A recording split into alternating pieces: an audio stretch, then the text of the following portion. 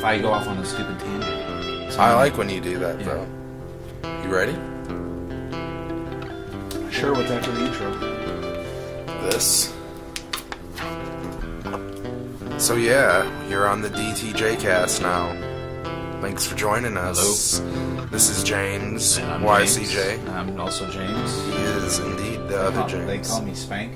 You may know me as Spank.Facebook. That's my Facebook. Do you go on Facebook? No, not really. Don't. You're gonna have to. I probably will after. To share this. For our 2 listeners. Hi, Mom. 3? How's it going, Mom? 3 or 4, actually. We have a couple likes already. All right. But yeah, this is our pet project here that we're going to just do whatever we want, I guess. But we're just going to talk about a bunch of stuff that we're interested in. Music, science, entertainment, gear for the gear nerds out there, tech. Any kind of, science, industry, tech, these are important things to us. Right, so, we just want a fun... podcasts now are so serious, you know?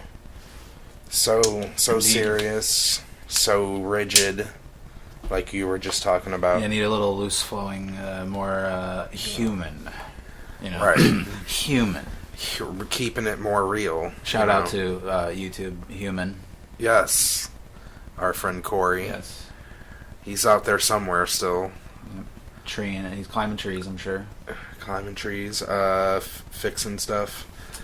We're supposed to be.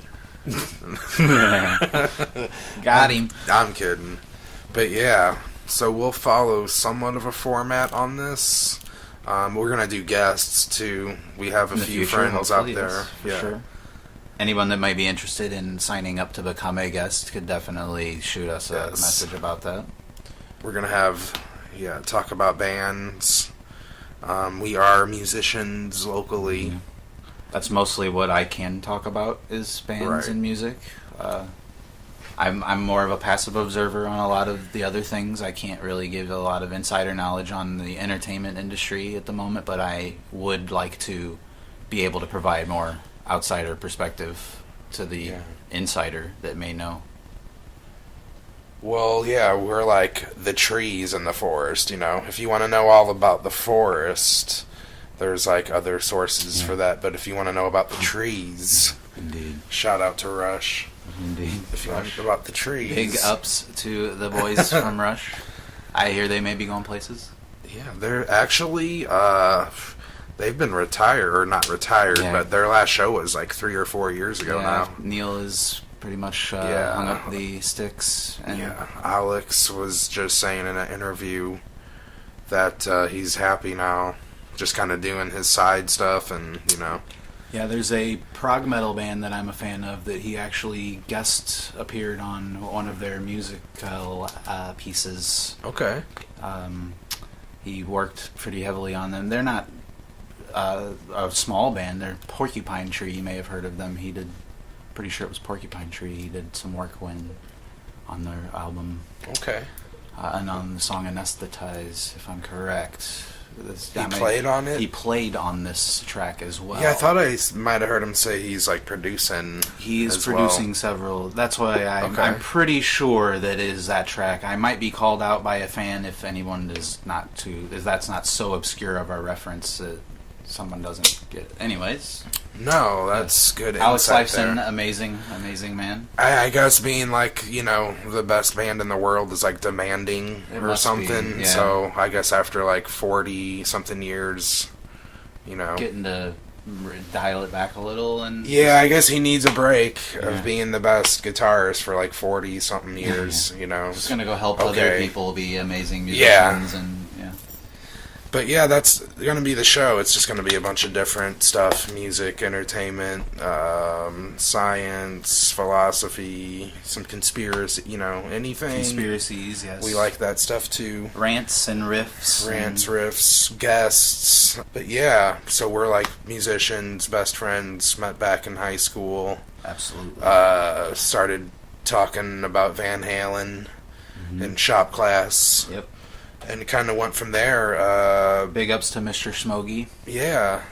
God will punish you. I know. I'm still trying to get out of that. He's gonna punish you. I think he did enough for a while. I think we're even now. He's you know, he giveth and he taketh. Yeah, you're 50-50 with God right now. Yeah, I'll take that. The booking is pretty even. Yeah, right. That's not bad. I mean, yeah.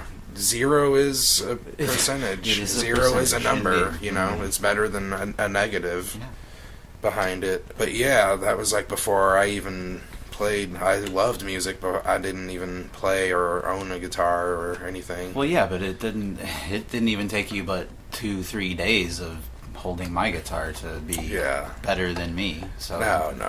Yeah. Well, I tried to play right-handed or something. The other way. You were playing my right-handed guitar left-handed. Okay.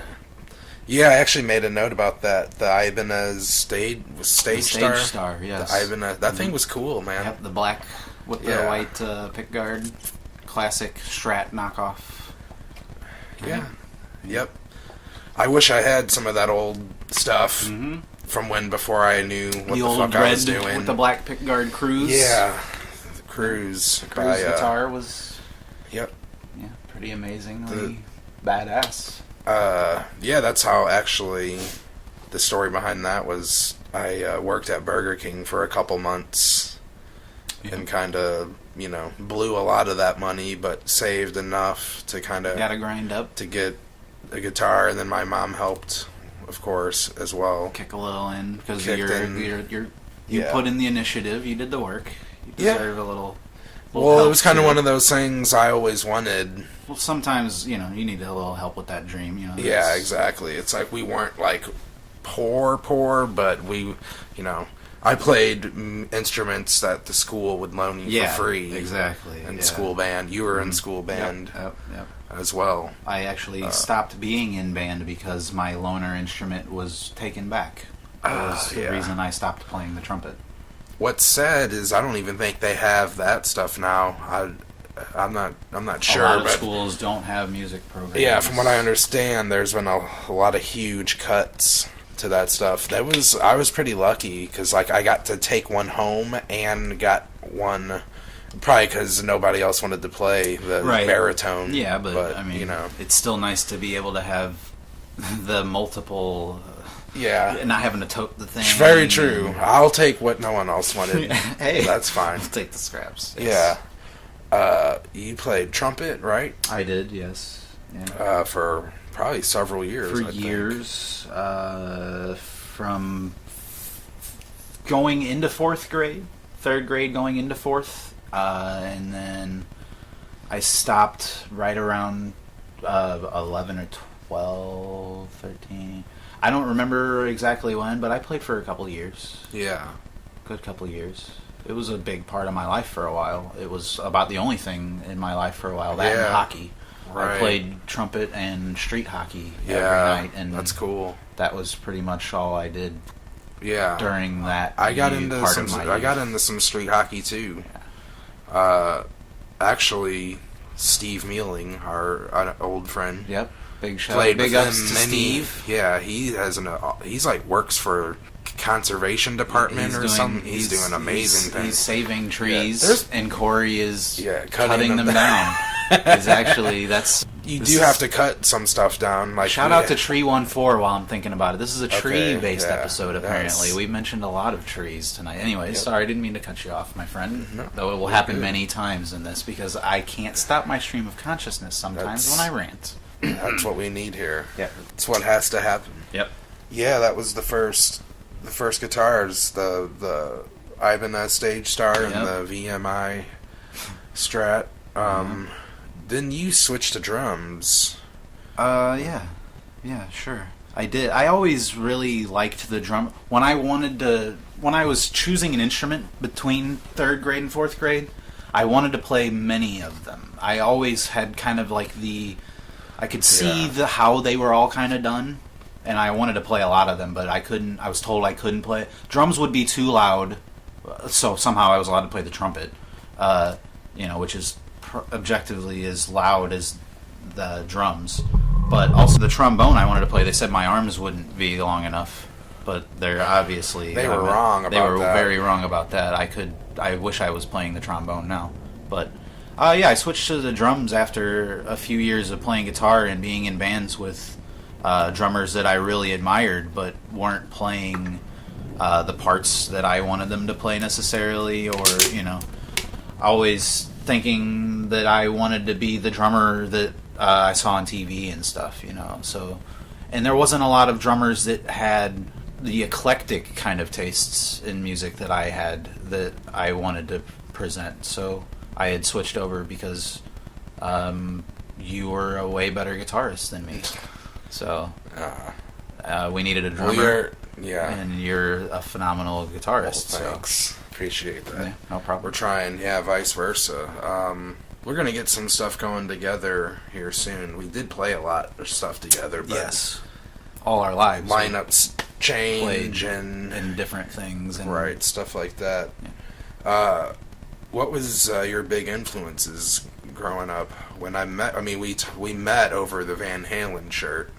So you obviously liked Van Halen, as most did every any boy born between probably 72 and 92, early 70s to early 90s. Yeah, once maybe the Sharon years, the young boys stopped being so heavily wanting to be. Oh yeah, Eddie. But I definitely. Well, that album did get a bad rap. It's like virtually no. You did. I absolutely did. I loved it, and I don't think it gets the credit it deserves. No. But I know why it doesn't get the credit it deserves, because you can't just throw in.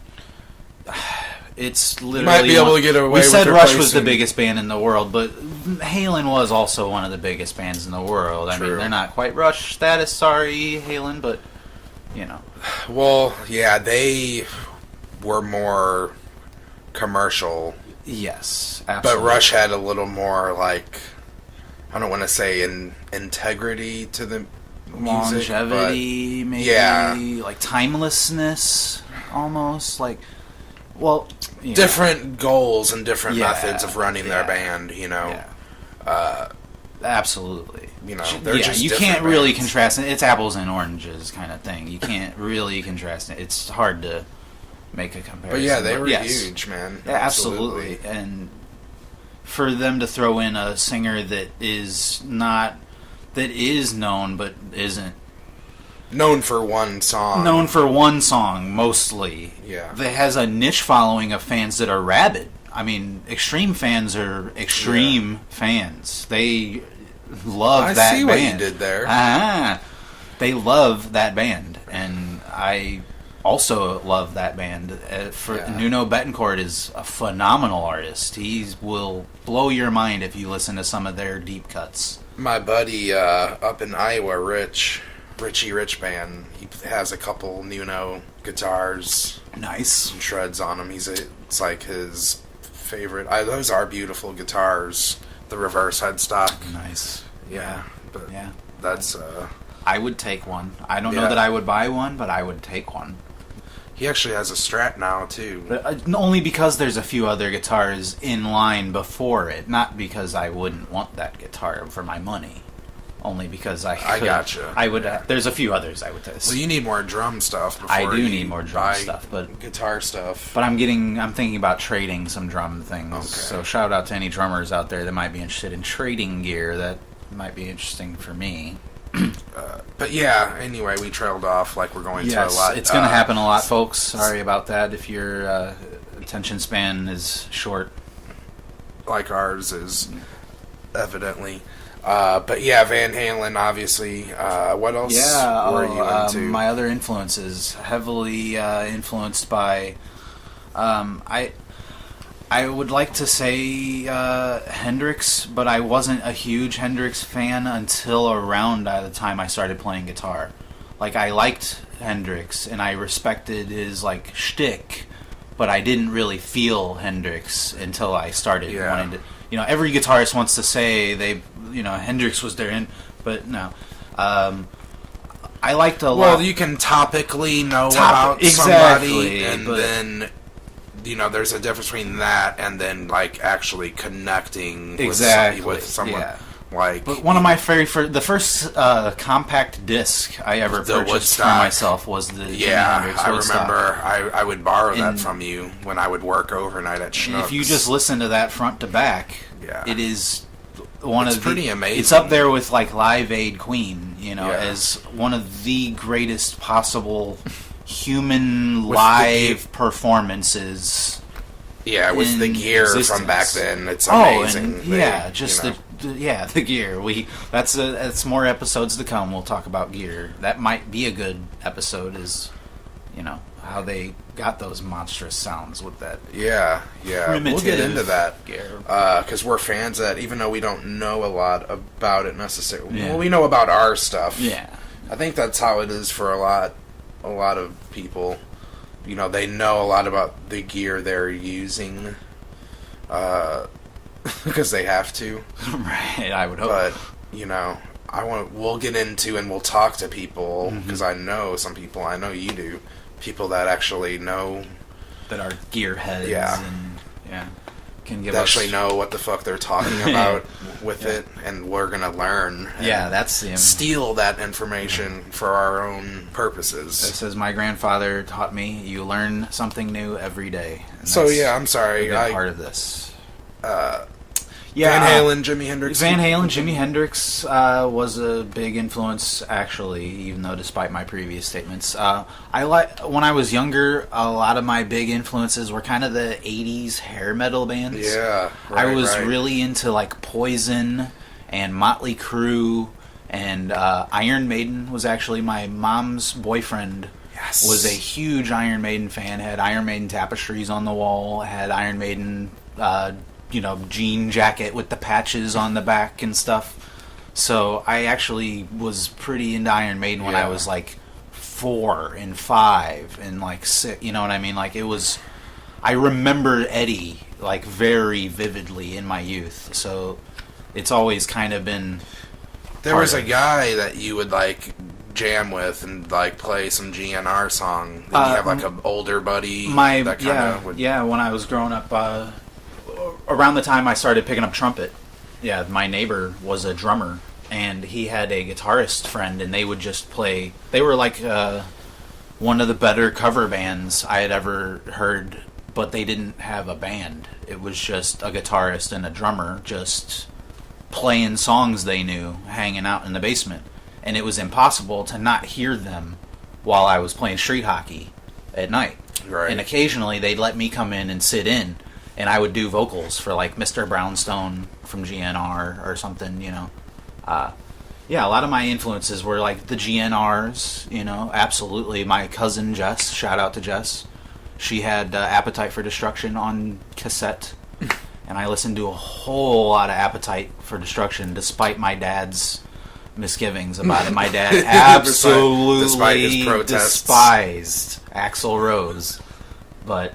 I think he was right. He's not. No. It's. I mean, for my age, it was not appropriate. I'm sure it was damn good music, and but the insert was the original insert with the girl, and the zombie. That was the original cover that got and then removed. It got removed, and and then they just put the cross with the faces, the skull faces. Right. Yeah. That's one of my early memories as well, is that GNR tape and it being provocative, and inspiring. Actually, the art, it made me think about like existence, and it was very. I actually had Use Your Illusions 2, the blue one first, from my sisters. So I kind of got in. I kind of got into that one before. I mean, I knew like Welcome to the Jungle and Paradise. Some of the standards that are on the radio. The first like full album of theirs, and one of the first like full, because that was like my early getting into rock. I was into what we played in band. I was into like classical music and music from like Star Trek and symphonic the stuff we might half-assed play. Right. I was kind of into that before rock music. Nice. Yeah, those are good roots. Use Your Illusions too, and like Civil War, 14 Years. yeah, all that good stuff. That was my GNR before, Appetite. And Maiden I didn't get to, unfortunately, until much later on, after hanging around you for a while, and Aaron, our friend, kind of got me into the Maiden phase. But yeah, those are good influences. Yes. What about your PJ influences? When did those come in exactly? Because when I met you, you were already pretty much into GNR and PJ. Was pretty much... That was... you liked a lot of bands, but those were kind of your staples at that time. That was actually my mom, I think, got me into... She had the Jeremy single. Okay. Which had Yellow Ledbetter, which I liked a lot, obviously, but then it also had the song that really hooked me into them was the song Footsteps, which, if you're a fan of theirs, is very popular, deep, but it's not necessarily one of their most known, commercial kind of to the everyday Joe. Yeah, it's a deep cut, it's a B-side. Exactly, and it's just acoustic. Yeah, but it's solid, Yeah, and that was kind of... And then Yellow Ledbetter, obviously, that's a very catchy song, too. But yeah, that's what hooked me into that, and then that's one thing we should get into is kind of following a band, obsessing about a band before the internet, before there's thousands of pictures of a band, before there's thousands of interviews of a band... was a very the discovery phase. Yeah, it was so much mystery and intrigue, like Tool. Think about how it was to follow Tool in like 90s. I did not know what Maynard looked like. Yeah, exactly. Until like 2002, when A Perfect Circle came out and he was wearing a wig, but you could see his face. I remember a picture from like a hit parader of his bald head. Split in half with like blue paint on one side and white paint on the other, and you can't really make out his features. So that's like your image of the band is like you have their songs, you have their album art, and then you have like these obscure, like weird kind of pictures of them, and you're like, wow, these are like artists. And now you Google search, and in 0.3 seconds you find 57,000 images, where they live, how much he made last year. You get to taste his phenomenal wine, apparently, if you want to taste Maynard's wine. But much like the internet changed everything, I think we might eventually do an episode on just... Yeah, that's... Well, we just hit 30 years, too, of public internet. That was just that anniversary a couple days ago, so that wouldn't be too bad to hit on. It's a relevant topic, apparently. Yeah. It's kind of crazy to see things in your life become, like, historical. Yes. It means you're getting old, I guess. Yeah. So we got some of your influences. What, were some big concerts you went to as a kid that were kind of mind-blowing? Is there anything off the top of your head? I've been to many concerts. Mind-blowing concerts... I've only had a few. What was that moment that was like, I got to be a musician? Like, what was it that... Was there one like that, or was it just... It's kind of what I always wanted to do anyway, and everything else has just been... Yeah, I don't have like a I have to do that kind of thing. There's not like a light bulb coming over the head moment. It was drilled into my head from the beginning of my language processing that my grandfather always told me, you can do whatever you want to do with your life. He said two things to me, and it was always, you can do whatever you want to do, and it was, you learn something new every day. It was those two things. And so I always think of that every day, pretty much. Those are things that run through my head, is you can be whoever you want, do whatever you want to do. So it never occurred to me that I couldn't be a musician. It was always like, oh, that's my career path. Like, kids want to be astronauts, kids want to be police officers, they want to be firefighters.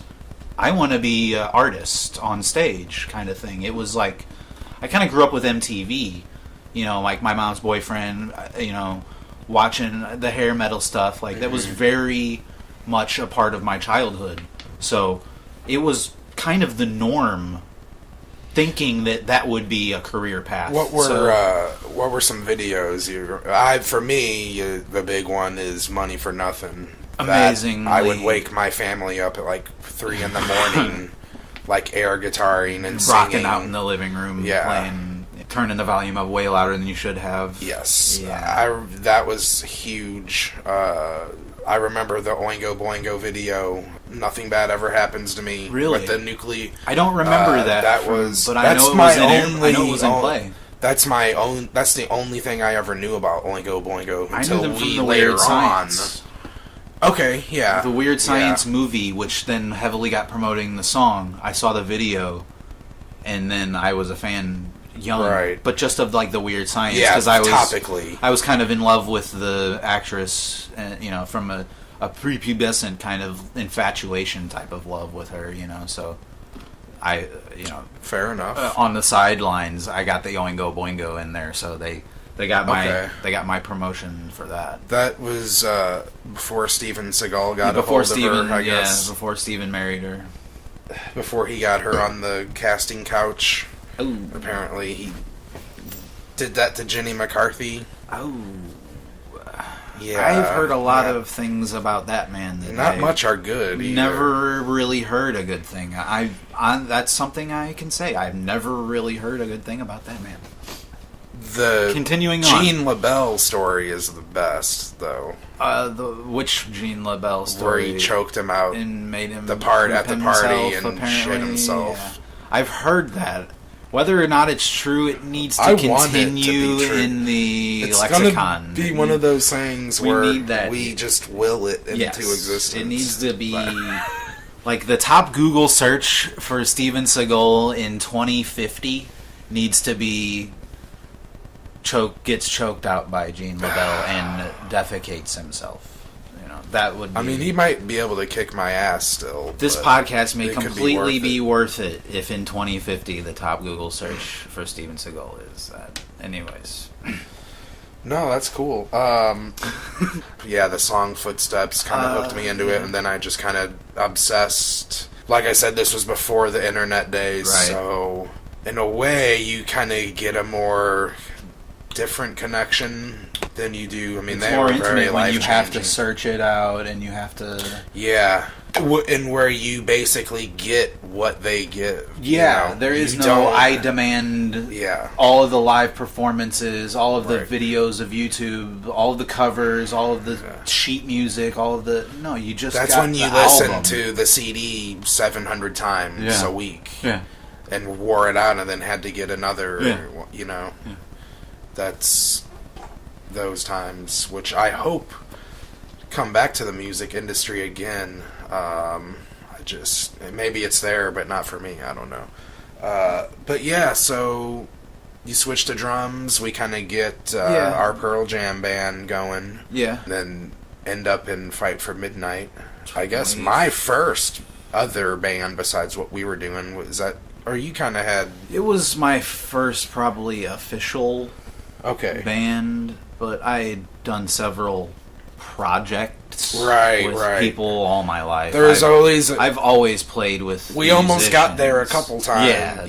Many times we would always fall through. And usually the lack of a singer, which is really the problem for most musicians could probably attest to that needing a singer is their downfall.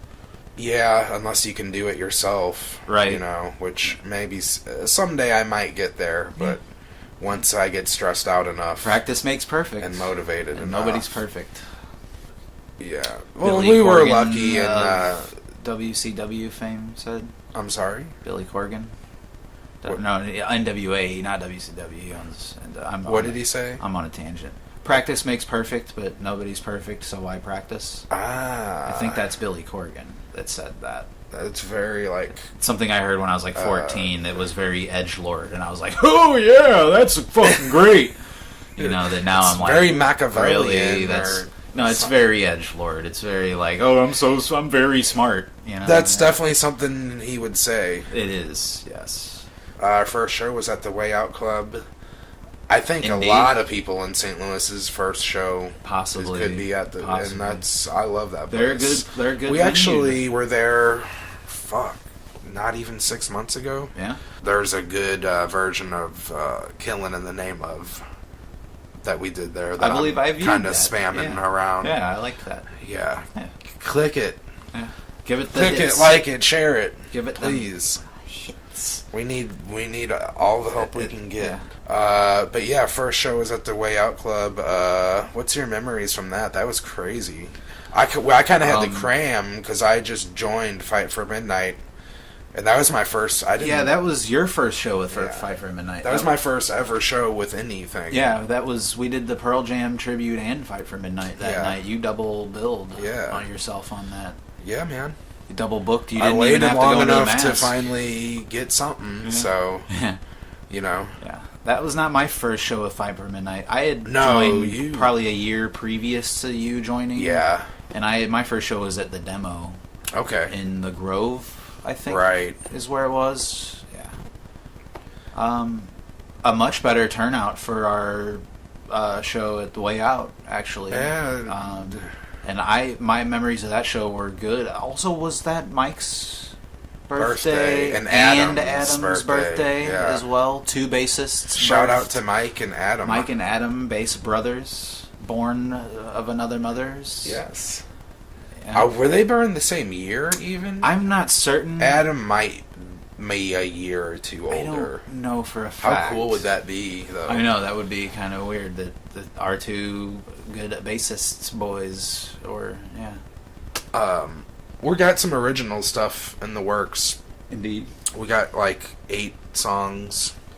You have 8 songs. I need to get my stank on them a little, if possible. Yeah, been working on that on the side, and we're getting that going. I have some questions written down, so I'm kind of half just brain farting. That definitely is going to help us. So. Half brain farting, half sticking to this itinerary. Hit him with the questions. We'll knock them out.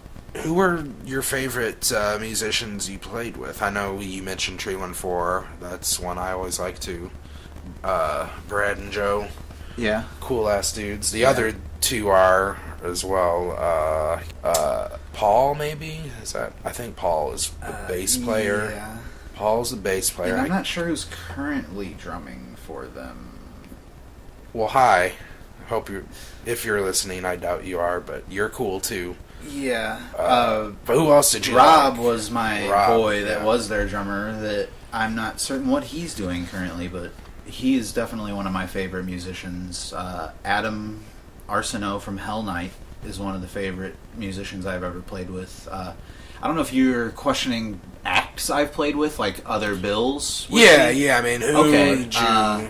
The Scan Lines were good. Scan Lines I loved still. The Scan. I purchased their album. I liked them that much. We played with a lot of good...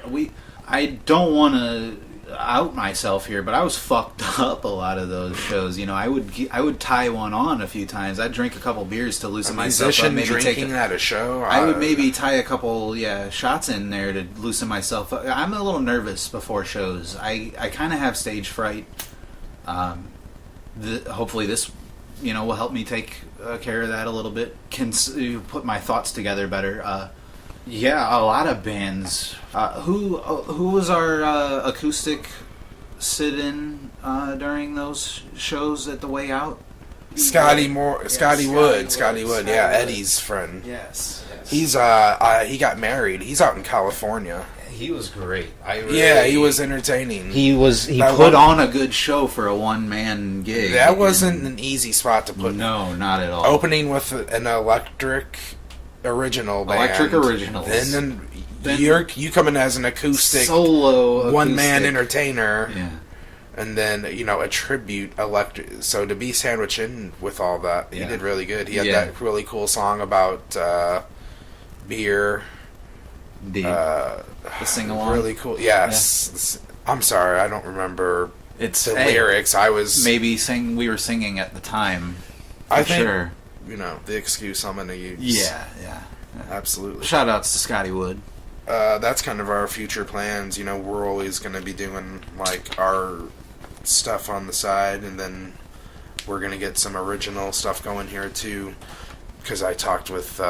buddy that came out to see us at Redfish, who loved the NoCo show, but she knew me from Maximus days, and Yes, Maximus. It's not. She was like, "This is awesome, but I want to see you play your original songs, not someone else's stuff that you've written, because you can. When you're playing someone else's songs, you can go to like 10, but if it's your stuff, you can go to like 11. Yes. You know what I mean by that? That's that a good one? This James clearly goes to 11.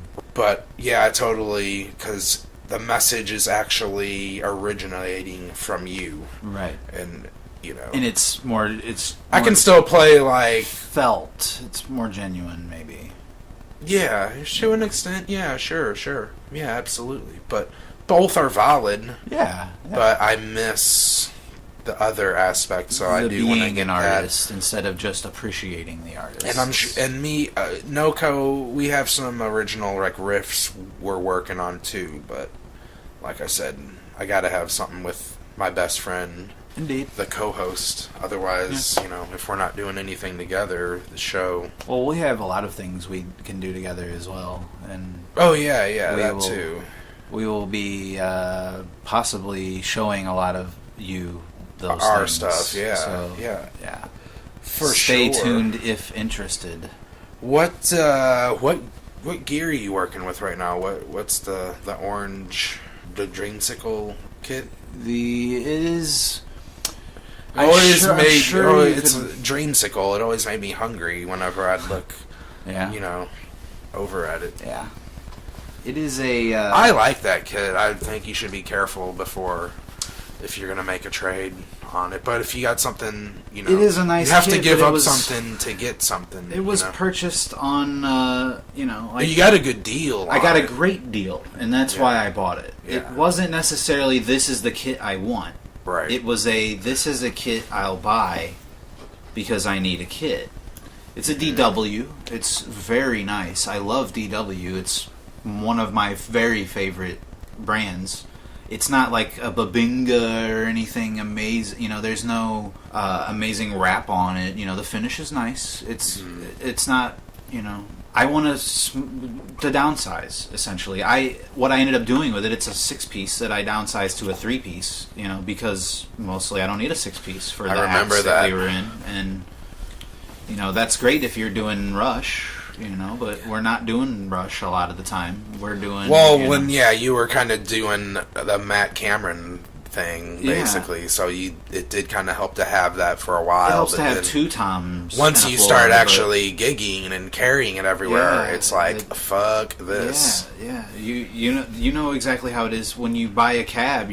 This is amazing, I got a cab, it's huge, it makes all this sound, and then you lug it to 3 shows and back, and you're like, wow, I'll let the house use my sound, and I'll go ahead and go with this 1x12. I just switched. I got the Boss Katana, which I love a lot.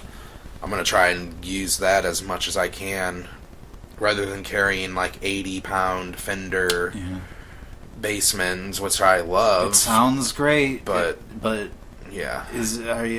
Do I really need to take that to a bar for 4 hours with smoke and getting beer spilt all over it, and fluctuating power, or do I want a thing I can lift up with my pinky set up on this, 10 seconds probably, and it's not quite as good as the Bassman, if I was recording or something, but but that's I'm going to get drunk and play some guitar for people, and there's going to be cigarettes and beer, and I'm going to take shots that are like dribbling down my face and dripping onto shit. Exactly.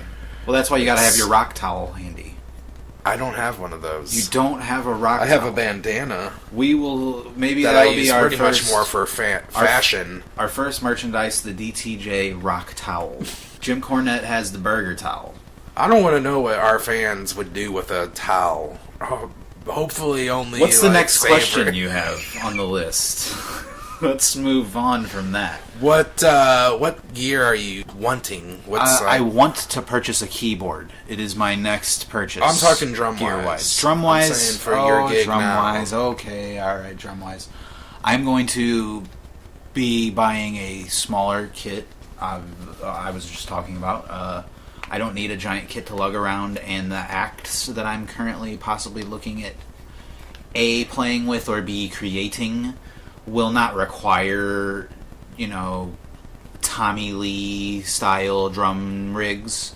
I need more of like the Cantina style, something small. I'd like to get a nice little Gretsch kit. Would be really nice. I love Gretsch. They're old schools. I think, doesn't Reese have a Gretsch kit now? I'm not certain what he has. I think he does. I haven't really been following. I haven't been in any of your shows recently because we work the same. Whenever you're having a show. Well, he took the thing off and has the NoCo logo on it. That is a nice. I'm pretty sure he has cover. A Gretsch. I'll find out. I'll have to go beat on that a little bit if he's got it then, because Gretsch is nice. I really love Gretsch. I want a Gretsch guitar. Actually, my buddy that I play with every Wednesday at Charlac, Scott, has a Gretsch white 12-string, what's it called? The White Falcon or something, but it's like white with gold trim. Sounds pretty nice. It is the shit. Like, everyone loves that guitar. Every single person that sees that guitar asks him about it, compliments it. It's very pristine. Sounds great. Does a bunch of Johnny Cash on it, a bunch of other stuff too. I mean, they're not the number one brand people think of when they think instruments. I don't think, but I think they make good stuff still. I'd like to have one someday. I mean, I would take a Ludwig kit. It would be nice, an old school. I'm kind of looking more towards the old school. I've been doing a little more research on stuff in the drum subreddit. Shout out to Reddit.com if anyone's familiar with that. I'm always on that, checking out the subreddits for my interests. Reddit, yeah. Yeah, the drum subreddit is really nice for a lot of it. It'll set your heart ablaze when you see people's kit picks, and you're like, yeah, I want that snare, and I want that wrap on my kit, and then I want these. I would really like to get some. It's drum porn. It's drum porn. Guitar porn. I would really like to get into some Meinl cymbals. I've been a huge fan of Zildjian my entire life. My tambourine is a Meinl. Okay. Yeah. I've got a Meinl sticker that came with it. I'll pass that off to you. I bought those custom Zildjian Ks, and I absolutely love those Ks. Mm-hmm. But they're for like a rock setting mostly, or even kind of a metal, and they're for like kind of a touring musician. And I don't necessarily need that. I would kind of prefer the Meinls right now, like maybe the Byzance or something like that, because they're much more. I don't want to say studio ready, because they're still heavily gigged. Vivance. No, not Vivance. No. I don't ever want to hear that. No, we don't need to get into word Vivance. Yeah, that's a. Yeah, no, Byzance. Gotcha. Like the Byzantine Empire. Okay. Byzance, I think they're called. Anyways, those are great symbols, and I recommend them as well, because I can't afford them yet, but when I can, that would be another piece of drum gear I'd be looking towards, the Byzance symbols or the Constantinoples from. Okay. Those are Zildjians. I couldn't afford those either, but those are nice. The Zildjian Constantinoples or the Meinl Byzances. Sounds ritzy. They are, yes, indeed. Especially with the whole Constantinople for my Ritz, blood. Yeah. Kind of get what I'm doing. I'm Les Pauls and Strats. Yeah? No. What's that next guitar? You're always... Nothing. You don't want nothing now? Well, no, I'll trade a lot of stuff I had for Maximus, like the orange amps, a couple of the guitars I had previously. They were more fitting for tuned down, heavy. Nowadays, I'm doing Uptown Funk and then, a metal song, the next song. Yeah, you need that versatility. Yeah, and so... You can't carry around your entire wall of guitars to every show, so... There's, when we do a U2 song, I have to take one guitar for that one song because of the tuning it's in. Yeah, and that'd be just too much of a pain thankfully, to do. we're not doing that the next one, Friday. Huh. Nice plug there. Yep. But shout out to Friday. Yeah, I'm digging the Boss Katana, making my life easier. It's so easy to carry around. It's loud as hell. That's necessary. It goes over the drums, over the PA. Well, you're the guitarist. You should, I'm the lead. According to guitar. you need to be over everything. The guitarist must be the loudest. No, it's just because my hearing's going yeah, so right, bad. Yeah. Because you've had to be the loudest here. True. Right. Damn guitarist. Because I need to hear it like everyone else is, okay? Yeah, right. No, actually, I hate playing too loud, actually. I want things to sound perfect. Right. I want it to sound good. I'm not Get it nice one and of dialed in the mix in there. Yeah. Don't hurt your audience. I want to sound good, not the loudest. Well, the louder you are, the easier it is to cover up your mistakes. The more it blends in, and the loud isn't necessarily good tone. Yeah. People think good tone is just loud. Cutting through is good. Anyway, you could do a whole episode on that, and every guitarist is different.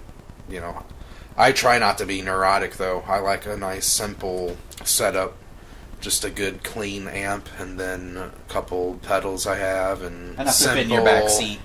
Yeah, and my focus. Not having to get a U-Haul truck to tote the guitarist's rig. I had a spinal tappy kind of moment the last show. I was trying to move around, and 4 shots later kind of stepped on my cord a few times. And what song was that? I think it was a Hootie and the Blowfish just song. Unplugged which sucks, your guitar. I had like a short problem, so I had to go without a wah pedal the rest of the night. Ugh. It wasn't too train wrecky though, because it was a Hootie song. Right. So the singing and the rhythm They get to guitar carry is most of it. Yeah.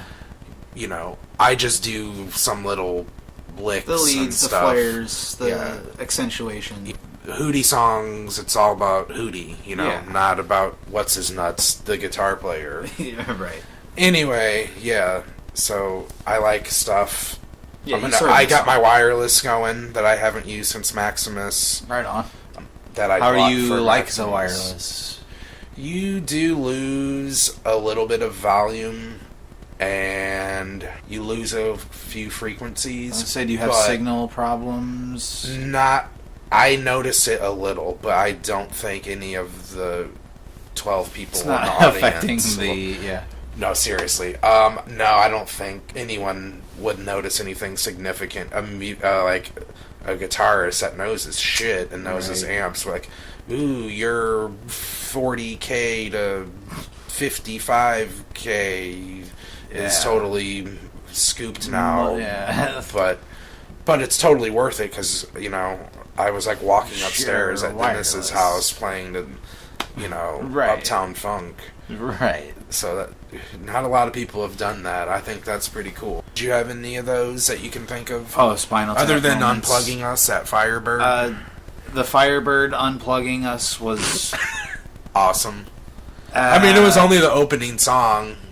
I don't even remember the portion of the gig. I just remember it not being good. We were already not having the best start to the show. We hadn't even started the show, and we didn't line up how we normally do. We didn't line up right. We didn't. There was kind of just an anxiety to the. We were a little more split. As that was a band. My second show I ever played. Instead of arriving to the show and getting all of it together as a team, we kind of went our own separate ways, and then kind of reconvened.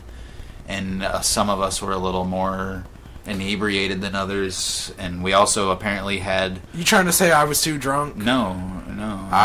I'm saying that no. I don't want to get off the impression I drink a lot, but I only drink at I shows. Really do just drink. I just have a couple drinks at shows. I usually drink during a show, to loosen up, to get my anxiety down from the performance that's coming up. Because it doesn't make me suck. If you already suck to begin with, what do you can't? You can't take. It can't be worse than you already were. It's the whole blood from the turnip rule. Yeah. No, I did unplug the stage on accident by leaning into. I leaned back into the wall Yeah, I'm not blaming I mean, you. it's not like I sabotaged anything on purpose. The whole setup was, and I'm not blaming anyone. It was kind of just that's how shows that have like 5 bands on the bill are. Yeah, it's gonna be a bit of a clusterfuck. You also might not want to run people that don't. I didn't know what the fuck I was doing yet. We also might not want to run, 6 different things on one outlet. Yeah. Too. Then have it right next to the person kick, on pedal. the in the band that has to move. That has to move. Not just I couldn't move that night. When you have stages that are small or you're not lined up properly to your accordance. You know what? It was still fun though. Oh, I still enjoyed myself. Worse shit than that happened. I've had shows where I've played for no one. Literally, I drove an hour and played for 2 people. I've driven to Kansas City for a gig that was like double booked. What was that fucking place? It was in like downtown KC. Fuck them, whoever you are. Yeah. That sucked. Yeah. But double bookings. Great job, guys. Yeah, I remember there was one at Just Bill's where Brandon, the bass player for Maximus, accidentally unplugged me like 3 times. Because that motherfucker moves. I don't know if you ever saw him or not, but... Not live, no. So it kind of didn't make me look cool when I have to bend down and plug back in. Yeah. Just like stepping on your cord. Yeah. And like it unplugging from your foot pedals. Yes. And your signal is just gone. Yeah. It's just not... It's... Right. You went from playing this 1/5 of a part of a song to it going away. That's not... Yeah, that didn't make me look the coolest, but, no. That happens a lot. You still probably look the coolest to the band, though. No. 3rd place, probably. Alright, well. What else happened? We had some good stuff. People coming on stage. People, a lot of times people during think Rockin' they in the can Free be World, part of the song. Rockin' in the Free World, the first... your first I almost show. tripped over somebody. Yeah. That was kind of interesting. People definitely... They had fun, though. That's all that matters. If they're happy, I'm happy. They were rocking in the free world. That's the name of the song. I can't begrudge someone for acting like the song I'm playing. Right? Exactly. You are telling them to keep on rocking in that free world. They're free to interrupt our performance all they want. Yeah. As long as it's not like, an Aaron Lewis show. You can't do that there. Yeah, you probably shouldn't interrupt. I talked about that already in my thing I did. Yes. I don't know what your thoughts on it. On that are. I'm kind of in the middle on it. Like, I understand... Like, if you watch that video you talked about, where which one? The 12 or something, or 15 or something. Oh yeah, with the live, the Loudwire, and they were. The 15. It was like 15 moments of him. That was one of them. The one I was in favor of was the one where there was the 15-year-old girl. I don't care what age you are, or if you're male or female or anything. But yes, I understand. I'm just saying that because that was the specific one. That particular, that instance in particular, him defending the 15-year-old girl. Right. Absolutely, I'm on his side. But then getting as pissed about someone doing shadow puppets. Yeah. Which I kind of laughed my balls off Yeah, if you want people to get their ass kicked and stuff for, things like shadow puppet. If you're calling out people that, I don't get the people that go to acoustic intimate settings and drink 18 Busch beers and interact, think they're part of the show. I talked about with the Neil Young show I went to. It was cool, and then it got 10 times over where it was cool. Right. And was visibly uncomfortable and distracting and disruption to the show. And now you've literally ruined the show. Yeah, for people. If it was Neil Young and Crazy Horse at the Checker Dome in 1979 or something, where there's 15,000 people, 12,000 people. It's a fucking electric show. Not with 120 people. Yeah, not at the Opera House for an acoustic and piano intimate storytelling session. Yeah. You know, Yeah. you don't have to yell out "Cinnamon Girl." You know, while he's trying to tell the story about how he wrote fucking Ohio. Yeah. You know.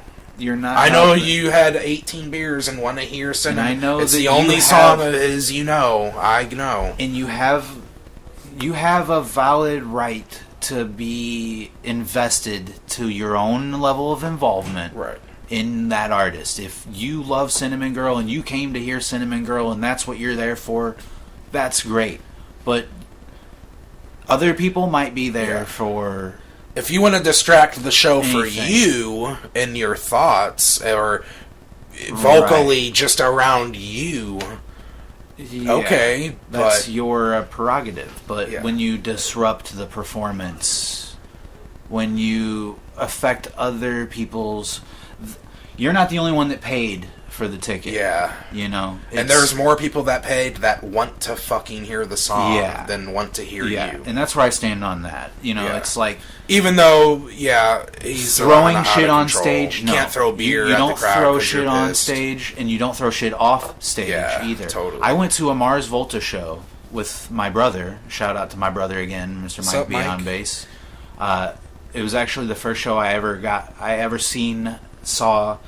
to observe with my glasses, when I got glasses. And I sat in the balcony at the pageant, up in the top, and watched Mars Volta, and Thomas Pridgeon just murdering on the drums, like, for an hour straight. I don't know how that man has the stamina, but regardless, during the set, the singer from Mars Volta is known to be... look him up. Eccentric. Boisterous. He's known to, like, bah at people in the audience that are moshing and stuff. Like, he's very, like, you're conformist because you mosh, and we're not going to play this set until you stop moshing. Oh, my God. And stuff like that. It's like, those, huh? You can't necessarily be that guy either who tells your audience what they need to do, like... Anyways, I'm just happy if someone reacts to my music at all. Do anything. Say fuck you, and I'm like, sweet, you had an emotion about it. Right. But no, the incident I'm trying to refer to, the incident was, there was a time where, during the show, the crowd was going wild, the band was going wild. He grabbed the trash can from the side of the stage and dumped its contents onto the crowd in the pit. Yikes. Like bottles and just trash, just liquid. You could just see liquid trash just pouring onto the crowd. And then, to top it off, ask Mike, he'll confirm this, he grabbed his mic stand and chucked it up in the air like 5-10 feet into the crowd.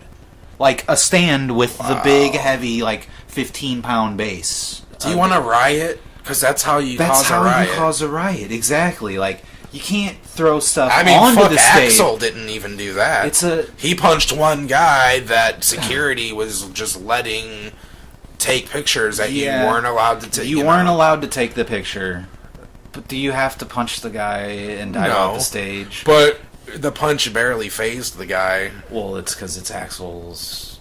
I mean... we're going to get in trouble for that. We probably should. But anyway, I'm sorry. Yeah, so he threw the mic stand. There wasn't any major repercussions to any of this. I mean, it was all just kind of a normal day for Mars Volta. For the Mars Volta, they are used to for the Mars Volta. They don't want their crowds moshing. They might baa like sheep and call them sheep.